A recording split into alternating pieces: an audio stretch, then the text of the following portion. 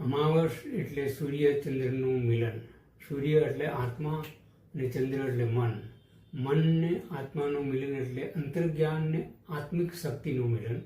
હવે અહીંયા ઘમાસણ કહેવાય, કારણ કે મનની પ્રકૃતિ અલગ, આત્માની પ્રકૃતિ અલગ. એટલે ઘણી વખત અમાવસના દિવસે જન્મના લોકોની માનસિક સ્થિતિ બહુ ડામાડોળ હોય છે. અમાવસના દિવસે સૂર્ય અને ચંદ્ર બિલકુલ એક જ રાશિમાં, એક જ નક્ષત્રમાં અને બિલકુલ સમાન અંશ સાથે યુતિ કરતા હોય છે. એટલે આ યુતિમાં ચંદ્ર પોતાનું તેજ ગુમાવી બેસતો હોય છે. એટલે ઘણી વખત જો આ યુતિ શુભ સ્થાનમાં ન થાય તો તેનું વિપરીત પરિણામ મળતું હોય છે. અને જો શુભ સ્થાનમાં થાય, દાખલા તરીકે મેષ રાશિમાં સૂર્ય ઊંચનો બનતો હોવાથી અને કેન્દ્ર ત્રિકોણનો માલિક હોવાના કારણે જો મેષ રાશિમાં યુતિ થાય 10મા અને પ્રથમ સ્થાનમાં, તો શુભ ફળ મળે છે.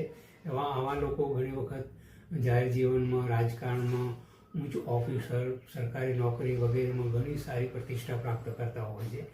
એ જ રીતે ચંદ્ર વૃષભ રાશિમાં ઊંચનો બને છે અને તે કેન્દ્રનો માલિક બનતો હોવાથી અને જો 10મા અને પહેલા સ્થાનમાં આ સ્થિતિમાં સૂર્યચંદ્રની યુતિ હોય તો પણ તેનું શુભ ફળ મળે છે.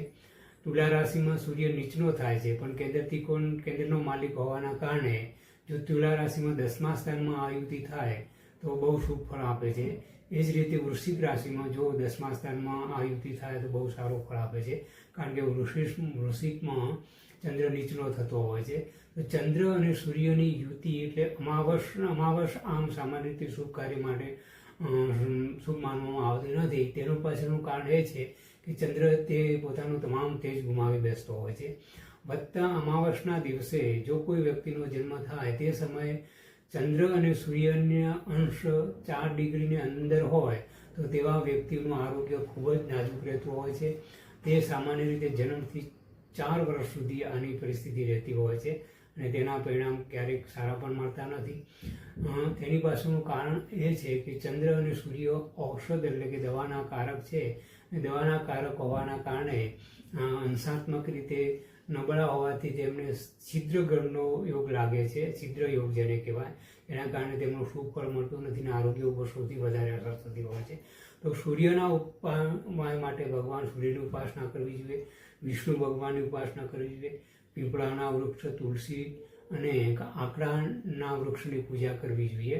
જોકે રવિવારના દિવસે આ કરવાનો હોય છે. રવિવારના દિવસે તુલસી અને પીપળાના વૃક્ષને પાણી અપાય નહીં, એટલે આકડાની જ પૂજા કરવાની.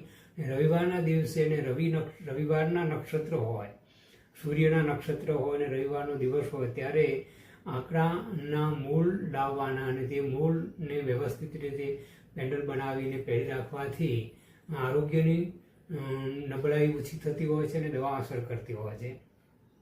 એ જ રીતે ચંદ્ર માટે પ્લાસ વૃક્ષ એટલે કે કેસુડો અથવા ખેરના વૃક્ષના મૂળ લાવવાનું સોમવારના દિવસે, અને સોમવારના દિવસે ચંદ્રનું નક્ષત્ર હોય તે દિવસે તેની શુભ પૂજા કરીને લાવવાથી અને તેનો ધારણ કરવાથી આરોગ્ય માટે સૌથી વધારે શ્રેષ્ઠ ઉપાય છે. દવા અસર કરવા માંગતી હોય છે, કારણ કે સૂર્ય એ ઔષધનો કારક છે અને ચંદ્ર તે ઔષધ એટલે કે દવાના પતિ માનવામાં આવે છે. એટલે ઓર્ગેનિક એટલે કે પોષણ તત્વને ખામીને લઈને જે રોગ થતા હોય તેવા ચંદ્રના કારણે થતા હોય છે. તો ચંદ્રની ઉપાસના માટે ભગવાન શિવની ઉપાસના કરવી જોઈએ, દૂધનું દાન કરવું જોઈએ, ચોખાનું દાન કરવું જોઈએ, સફેદ કપડાનું દાન કરવું જોઈએ, ભગવાન શિવને દૂધનો અભિષેક કરવો જોઈએ, ઓમ નમઃ શિવાયના મંત્ર કરવા જોઈએ.